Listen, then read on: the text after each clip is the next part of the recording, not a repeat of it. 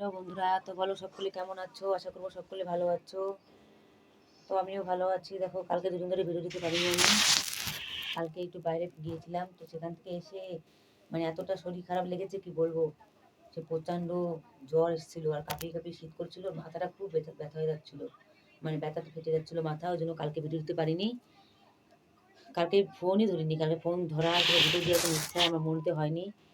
কারণ শরীর খারাপ থাকলে কিছুই করতে ভালো লাগে না, এটা আপনারা ভালো করেই জানো।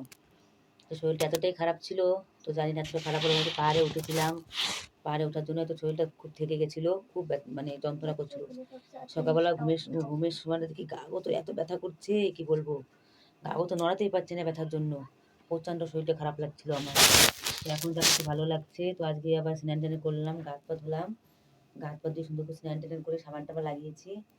যেহেতু কালকে স্নান করতে পারিনি, পাহাড়ে গিয়েছিলাম, পাহাড়ে গিয়ে ধুলোবালি লেগে গেছিলো, ওই জন্য খুব চুলকাচ্ছিল। আর বৃষ্টিও হয়েছে, কালকে বৃষ্টির ভেতরে আমরা ঘুরতে গেছি। কালকে বৃষ্টি হয়েছে সকাল থেকে, প্রায় 10টা পর্যন্ত বৃষ্টি হয়েছে। তারপর যেতে যেতে 1টা বেজে গেছে, তো তারপরে বৃষ্টি আর হয়নি। ওই জন্য আজকে তো রোদ উঠেছে, তো আজকে ভালো করে সাবান টাবান দিয়ে গাটা ধরে স্নান করেছি, যেহেতু কালকে পাহাড়ে গিয়েছিলাম। তো পাহাড়ে গিয়ে ওই ধুলোবালি লেগেছিল খুবই, বালি টালি চিকমিক চিকমিক করছিল গা হাত পা। তো আজকে নিম সাবানে সুন্দর করে ডলেছি, এখন গা পা খুব ফ্রেশ লাগছে, খুব হালকা লাগছে। তো এখন আমি দেখো আপনারা বলতে পারো যে চুড়িদার পরেছি, তার সঙ্গে প্যান্ট পরিনি কেন, মানে চুড়িদারের প্যান্ট। আসলে চুড়িদারের প্যান্টের নাটাটা আমি বের করে ফেলেছিলাম, নাড়াটা বের করে আমার সায় অন্য জায়গায় লাগিয়েছিলাম, মানে ঢুকিয়েছিলাম। তো তার জন্য আবার নতুন একটা নাড়া কেটে তারপর ওটা ভরেছি, ভরার জন্য তারপরে দেখো ভরে রেখে দিয়েছি। এই যে একটু পরে এই দেখো ভরেছি। একটা শাড়ির সাইড থেকে বালতি ধুয়ে রেখেছি, প্রায় 3-4টে বালতি, খাওয়ার জলের বালতি। তো আজকে সকালবেলা আমাদের গাড়ি বেরিয়ে গেছে। আজকে গাড়িটা খুব সকাল সকাল চলে এসেছিলো, তো তখন আমরা বুঝতে পারিনি, ঘুমিয়েছিলাম, গাড়ি চলে গেছে। তো তার জন্য আমরা জল পাইনি। এই রাজস্থানে একটা জলের সমস্যা কি, একবার যদি জলের গাড়ি বেরিয়ে যায় তারপরে কিন্তু আর জল আনতে পারবে না। তারপরে আর জল পাবে না, যদি মরেও যাও তাও জল পাবে না, একবারে দূরে গিয়ে নিয়ে আসতে, প্রায় 5-6 কিলোমিটার দূরে গিয়ে নিয়ে আসতে হবে। তাহলে আপনারা জল পাবে, মিষ্টি জল। আর যদি বাড়ির জল খেতে চাও, সেটা হচ্ছে খারো জল, নোংটা জল, সেটা আপনারা বাড়িতে খেতেই পারবে না। না ভাত রান্না করতে পারবে, না সবজি রান্না করতে পারবে, না খেতে পারবে, এত বিশ্রী জল। তো তার জন্য আমাদের এখন একটু করে জল আনতে যাবো আমরা। জলটা নিয়ে আসবো, তারপরে আবার বাড়িতে অল্প একটু জল আছে, বেশি জল নেই। আর রাতে বেলা 2টো রুটি বানাবো, ডাল রান্না আছে, মশলা ডাল। আর দেখো, এত ঠান্ডার ভিতরে পাঙ্খা চালাতে হচ্ছে একজনের জন্য, একজনের গরম লাগছে, একজনের শীত লাগছে, এরকমই তো হয়। তো এখন আমার তো খুব শীত শীত করছে, তাও এখন বসে আছি, ঠান্ডা হাওয়া লাগাচ্ছি। যেহেতু আমি কোনাতে বসে রয়েছি, পাঙ্খাটা ওদিকে চলছে আর আমি এদিকে বসে আছি। তো হাওয়াটা শুধু পায়ে লাগছে, আমার পাহাড়টা কেমন হয়ে গেছে ঠান্ডাতে। তো আমার ভিডিওগুলো আপনাদের কাছে কেমন লাগে আপনারা অবশ্যই জানাবে, লাইক কমেন্ট করবে, সাপোর্ট করবে। তারপর আমি একটু পরে ফোন চার্জে বসাচ্ছি, তো চার্জে বসানোর পর তারপর আমি লাইভে দেখা হবে, ঠিক আছে? এখন লাইভ করতে পারবো না, কারণ মোবাইলে চার্জ নেই। 2-একটা রিল দিতে হবে, তারপর 2-একটা রিল দিতে দিতে আবার চার্জ ফুরিয়ে যাবে। তারপরে আবার লাইভে, তারপরে লাইট চলে গেলে তারপর মেঘ হলে কারেন্ট থাকবে না।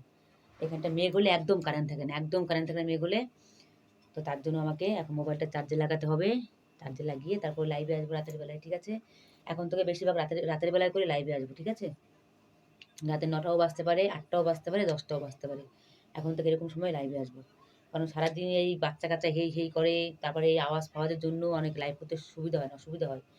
তো এখন থেকে 9টা কি 10টার সময় লাইভে আসবো, ঠিক আছে? তো দেখুন, ওগুলো আবার নেল পালিশ লাগিয়েছি, লাল কালার নেল পালিশটা উঠে কতদিন কোনো যে বড় করতে পেরেছি, এটাই আমার কাছে অনেক। এখন জামা কাপড় কাচতে গেলেও ভাঙে না। এই জামা কাপড় কাছ থেকে নৌকো কি ভেঙে যেত, এখন কি একটা নৌকো ভাঙে না। একটা সেলফি খেতে নিলাম। তো ঠিক আছে বন্ধুরা, আমাকে বেশি বেশি করে সাপোর্ট করো, আমার ভিডিওগুলো দেখো বেশি বেশি করে, ঠিক আছে? বেশিকে বেশি করে ভিডিওগুলো দেখবে। জামাটা বানিয়েছে খুব টাইট, যার কাছে জামাটা আমি সেলাই করে নিয়ে এসেছি, এটা পরে সেলাই করতে লেগেছে প্রায় আমার 650 টাকা লেগেছে।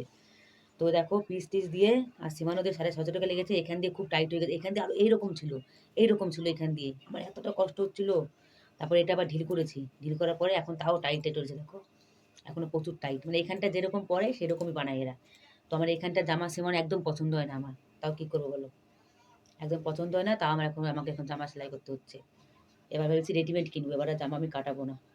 জামার ডিজাইনটা খারাপ কাটায়নি, কিন্তু জামাটা খুব টাইট কাটছে, এখান দিয়ে খুব টাইট হয়ে গেছে, এখান থেকে খুব টাইট হয়ে গেছে, এইখান থেকে তো পুরো টাইট, পেয়ে দেখো টাইট হয়ে গেছে।